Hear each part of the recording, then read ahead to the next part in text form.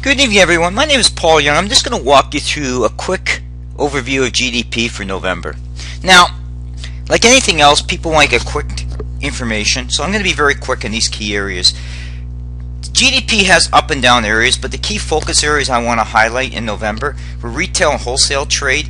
That ties into statements that you'll see from BMO and CIBC and different things that retail sales were pretty relatively strong in November, led by big ticket items like automotive, so you need to keep that in mind as part of the overall spending. And retail sales are very critical because they're part of the overall consumer spending, which is a big piece of GDP.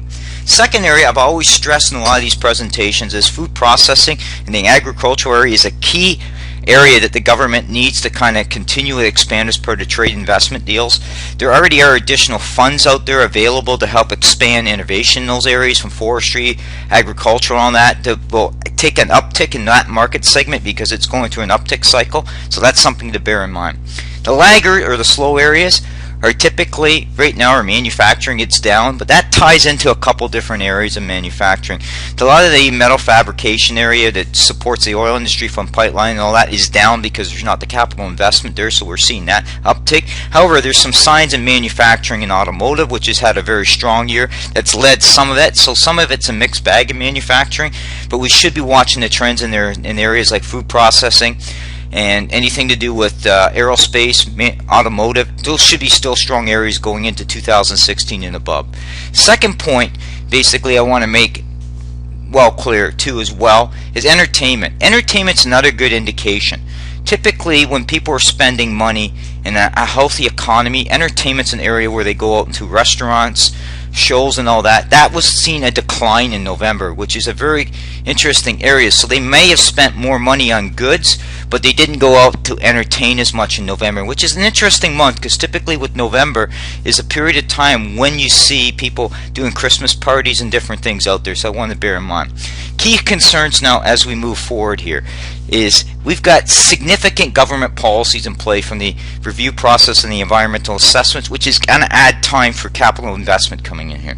We also have bad government policies that don't seem to be being addressed properly, whether that's hydro rates at a provincial level, royalty strategy in Alberta. We don't know what she's going to do there, but there's talk that she wants to review that royalty area, and that's going to impact foreign direct investment. That'll impact the GDP going forward.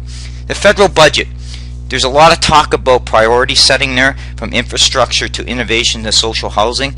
Now, innovation is not something that's going to see a major impact to GDP because innovation takes time before that product gets to market. So it's a stopgap point for something longer term, and you got to be very careful how strategically you do that. Infrastructure is another area. Is if you don't have proper investment in a strategy with that, then you may not see the improvement that needs to help and support exports, and that's critical as well. This kind of shows you in terms of the growth charts.